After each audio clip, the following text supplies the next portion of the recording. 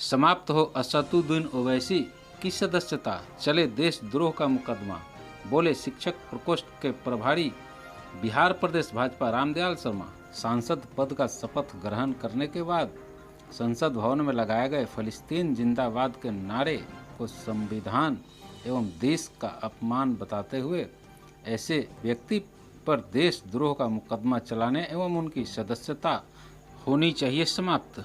आइए सुनते हैं इस विषय पर क्या बोले शिक्षक प्रकोष्ठ प्रभारी बिहार प्रदेश भाजपा के रामदयाल शर्मा। सर, शपथ ग्रहण समारोह में असदुद्दीन ओवैसी के द्वारा जय फिलिस्तीन का नारा लगाया गया, इस पर आप क्या कहेंगे? देखिए, सबसे बड़ी बात तो यह है कि संसद की मर्यादा को उन्होंने भंग किया है। यह भारत का संसद है और यहाँ फिलिस्तीन जैसे फासिस्ट देश का अगर जिंदाबाद का नारा लगता है तो मुझे यही कहना है कि वैसे सांसद की सदस्यता अविलंब रद्द होनी चाहिए। क्योंकि आप अपने धर्म के बारे में, अपने संप्रदाय के बारे में अगर कुछ कहते हैं तो ठीक है, आप कहते हैं कि भारत का धर्मनिरपेक्ष है, लेकिन उस धर्मनिरपेक्षता में फिलिस्तीन कहाँ से आ जाता है? सबसे पहले उनकी सदस्यता रद्द होनी चाहिए और उन पर मुकदमा चलनी चाहिए जो उन्होंने कहा। जी सर, बोलिए। तो मेरा कहना है कि इन पर देशद्रोह का मुकदमा भी चलना चाहिए, क्योंकि यह संविधान की धज्जियां उड़ाने की बात होगी। ये संविधान को नहीं मानने वाली बात है। भारत के संविधान ऐसे लोगों के लिए कहीं कोई जगह नहीं छोड़ता है जो हिंदुस्तान और भारत के एवज में कहीं दूसरे जिहादी देशों के बारे में कहें। कल हो सकता है कि ये पाकिस्तान जिंदाबाद का भी नारा लगा सके।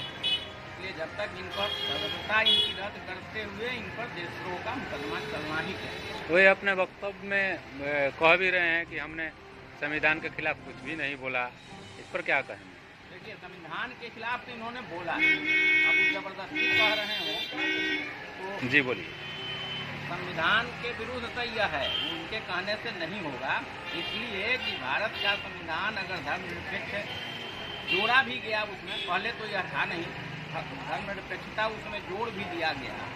तो धर्मनिरपेक्षता का मतलब यह थोड़े होता है कि हम शपथ ग्रहण में दूसरे देश का जिंदाबाद का नारा लगाना।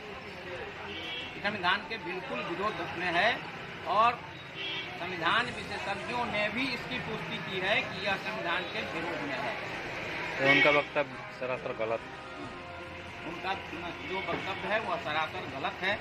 वे अपने आप को बहुत बड़ा साबित करने, जिन्ना साबित होना चाह रहे हैं, तो भारत में वह मंसूबा उनका फलीभूत नहीं है। ऐसा नहीं लगता कि मीडिया में बने रहने के लिए वो कुछ भी बोलते रहते हैं?